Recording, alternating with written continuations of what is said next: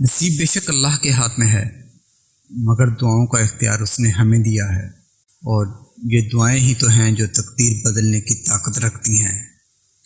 حضرت علی رضی اللہ تعالیٰ عنہ نے فرمایا، ان لوگوں پر اعتبار کرو جو تمہاری 3 باتیں بھانپ سکیں: تمہاری ہنسی میں پوشیدہ درد، تمہارے غصے میں تمہارا پیار، اور تمہاری خاموشی میں پوشیدہ وجہ۔ خاموش رہا کرو جتنا ہو سکے، اس میں نجات ہے، کیونکہ سب سے زیادہ گناہ انسان سے زبان کرواتی ہے۔ لوگ کہتے ہیں پیسہ رکھو برے وقت میں کام آئے گا، لیکن میں کہتا ہوں اللہ پر یقین رکھو، برا وقت ہی نہیں آئے گا انشاءاللہ۔ جو تم کو خوشی میں یاد آئے سمجھو تم اس سے محبت کرتے ہو، اور جو تم کو غم میں یاد آئے تو سمجھو وہ تم سے محبت کرتا ہے۔